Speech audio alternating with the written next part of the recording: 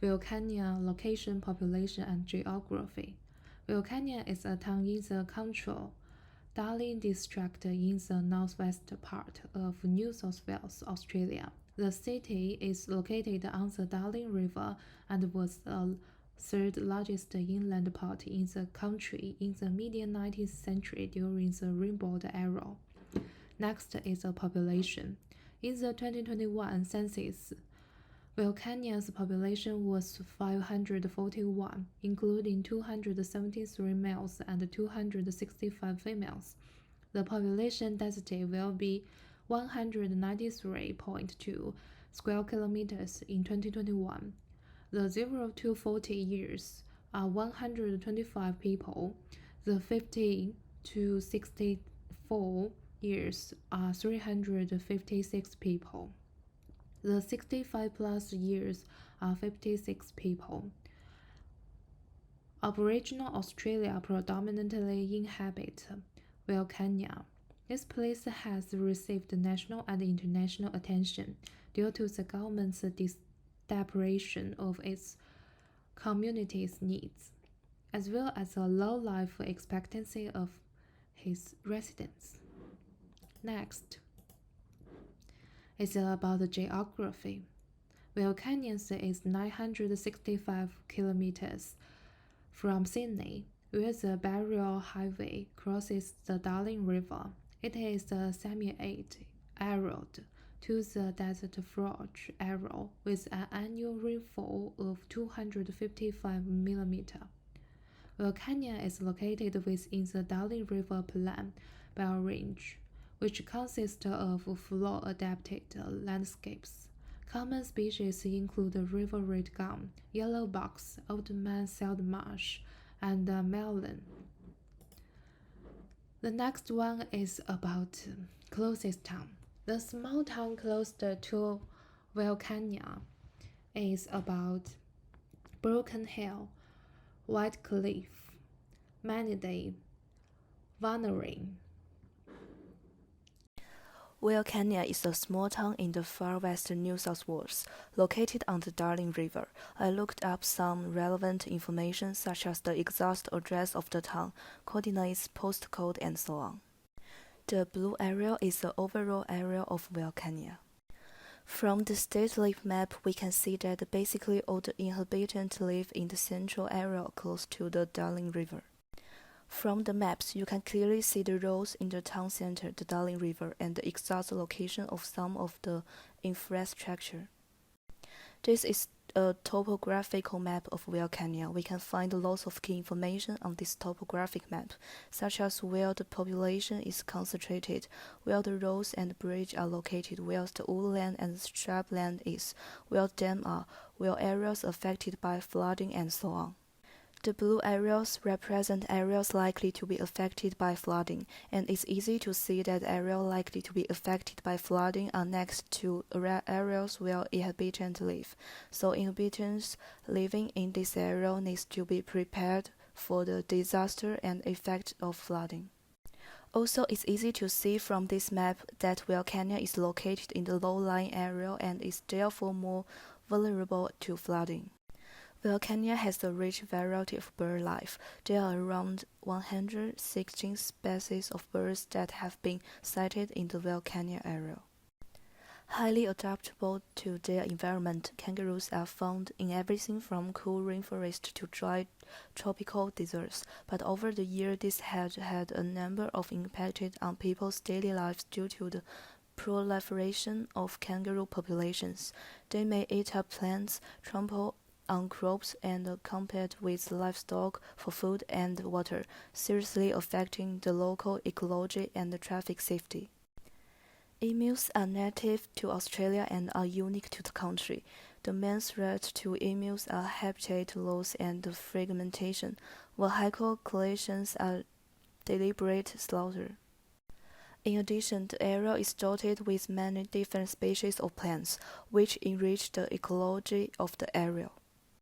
Royal Canyon has a hot desert climate with hot dry summer and short cool winter.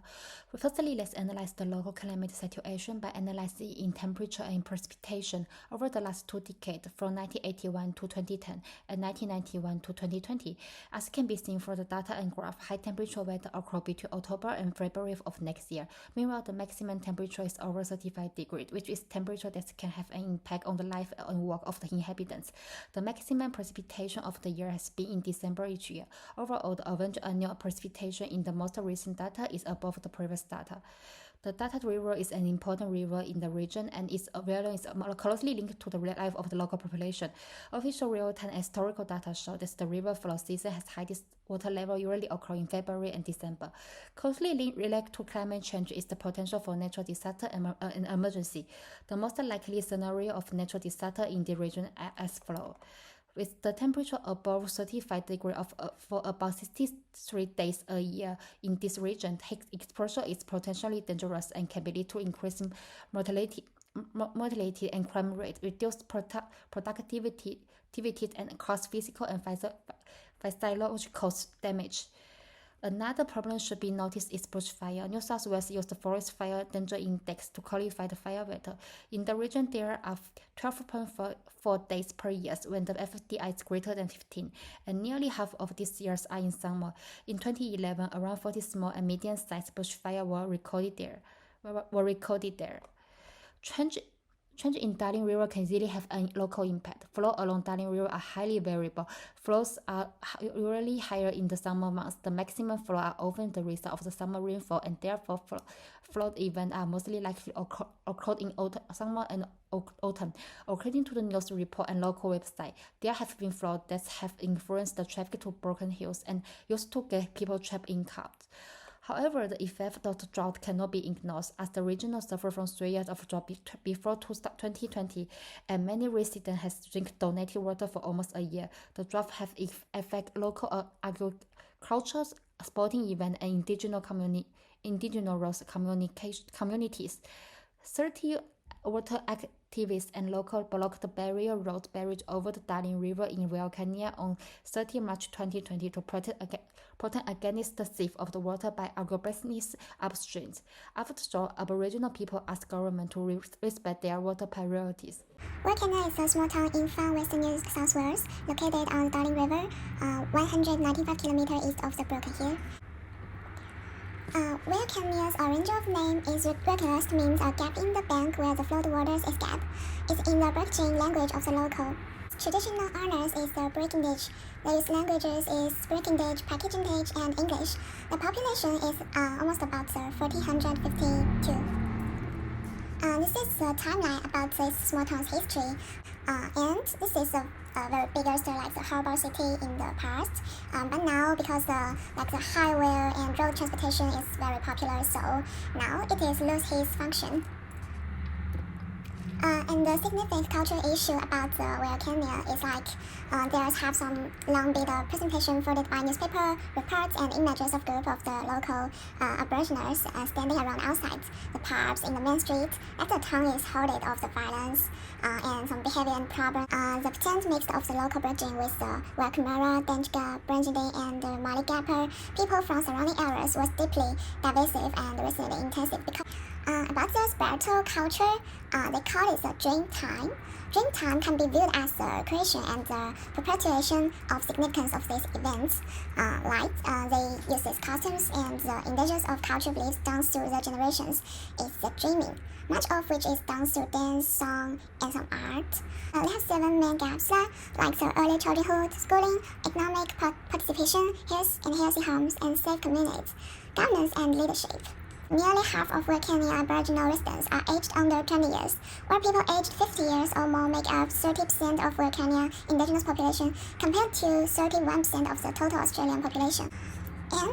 And by the way, Royal Canyon Aboriginal community are currently working at creating what is intended to be the first Aboriginal drive-through art gallery in the world. The gallery idea comes from 37 mainly Aboriginal men and women who transforming a town park in Kenya, it will become the reconciliation park, a green welcoming space with picnic tables and playground and barbecues and large-scale Aboriginal artworks by local artists. From the comfort of the cars, people will be able to enjoy the art, which will reflect what relaxing means to the artists. I think this interesting on the art and music maybe because of their the local culture, like the dream timing, because they are very believe in something from the nature and believe the star, flowers, the gods, the nature. So they're really interested on the art. So about how to plan is the code age targets. It's like the plan for how to support of this community people. They have the targets like closing the life expectancy gap within a generation, having a gap in maternity rates for indigenous children under 5 within a decade, and the gap for indigenous students in year 12 attainment of equivalent attainment rates by 2020, having a gap in employment outcomes between the indigenous and non-indigenous Australians within a decade. This is a reference list.